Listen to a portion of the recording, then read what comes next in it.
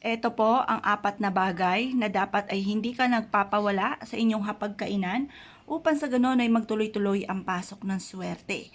Ito po mga bossing ko ay ang ating asin. Ang asin po natin mga bossing ko ay proven na nagtataboy ng mga kamalasan at nag-a-attract ng napakaraming swerte. Ang asin mga bossing ko ay humihigop ng mga negatibong enerhiya na nagdudulot sa inyo ng kamalasan. Kaya huwag ka magpapawala ng asin na walang takip mga bossing para mahigop nito ang mga kamalasan na pinagdadaanan ng buong pamilya. Kung ikaw ay lubog sa mga pagkakautang, mainam na meron kang asin or kaya po'y napakailap sa inyo ng swerte na kahit anong gawing kayod ay sa wala't wala, mainam na meron kang asin upang sa ganon may patutunguhan ng inyong kasipagan. At kayo po ay kumayod kalabaw man ay kayo po ay mararamdaman nyo na mas nagiging magaan ang swerte, nagiging masagana ang pamumuhay at hindi ka nauubusan ng pera. Ganon din po mga bossing ko ang ating tubig. Ang tubig natin ay kailangan ay laging malinis. Papalitan nyo po ito kapag nakita nyo na madumi na ang tubig po natin. Ang tubig ay humihigop din ng mga kamalasan at ito po yung magpapaplow ng swerte sa inyo ng kasaganahan.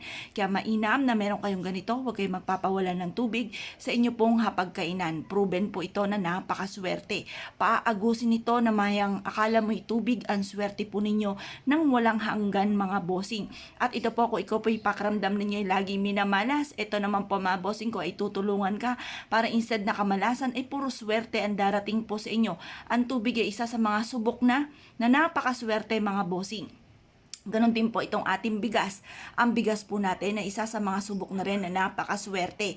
Kaya kung kayo po ay napakailap na swerte at lagi na lang po minamalas tungkol sa usapin ng pera, ng kasaganahan, ang bigas ay huwag kayong magpapawala dahil makakatulong po ito para mas maging masagana ang inyo pong pamumuhay. Ito po mga bossing ko ay kapag po napasin yung madumi na rin dahil ito po'y binubukbok, mainam po na paltan nyo po siya kasi sayang po ang ating bigas, masama po nagtatapon ng grasya. Kaya po ang bigas ay laging titignan kung ito po ay parang madumi na or kaya parang may bukbok na, ito po ay isaing nyo na kaagad mga bossing. Huwag nyo pong hayaan na magkakaroon siya ng bukbok kasi sayang po ang grasya.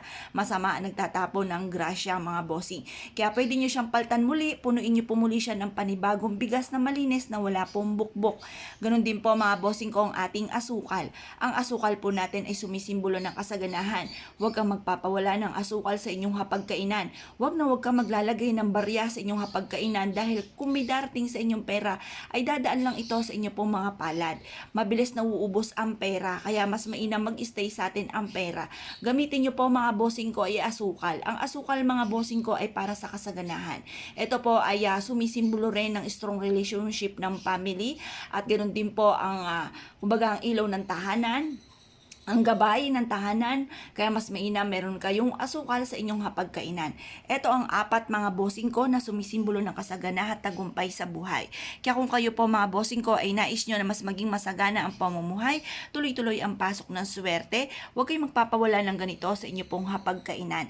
At i-maintain lagi ang kalinisan ng inyo pong apat na sangkap na pampaswerte. Makakatulong po ito mga bossing. Kami po mga bossing ko sa hapagkainan ay meron po dyan. Nilagay ko lang po siya dito pero dun siya sa may sulok na yun na nakalagay po dito sa pagkainan. Swerte ang dulot mga bossing. Iaadya ka nito kung saan lagi kayo suswertihin. Kaya kung kayo po naniniwala at na-issue po mga bossing ko na mas maging masagana ang pamumuhay, tuloy-tuloy ang pasok ng swerte, eto pong apat na sangkap na ito ay huwag kayong magpapawala sa inyong hapagkainan at makakatulong po ito upang sa ganon kayo po ay magtuloy-tuloy ang swerte mga bossing at mas laging masagana ang pamumuhay ng buong pamilya. Pambuong pamilya po ito. Kaya kung ikaw po mga bossing ko ay naniniwala at na-issue po itong gawin, maglagay ka na. Kung ikaw ay walang ganito sa inyong hapagkainan. Makikita nyo po mga bossing, laging masagana, laging maraming pagkain sa mga cabinet. Ayan, hindi kayo mauubusan dahil ito po ay humahakot ng kasaganahan sa buhay. Proven po yan. Huwag nyo hahayaan ang inyo pong lamesa ay wala pong laman na ganito mga bossing. Yan po, pahirapan kumita ng pera at laging walang pagkain. Once na meron kang ganito, laging masagana ang pamumuhay mga bossing. Kaya kung kayo pinaniwala at naisyo po yung gawin, ay siya mga bossing, huwag ka na magpatumpik-tumpik pa. Proven po ito na napakaswerte.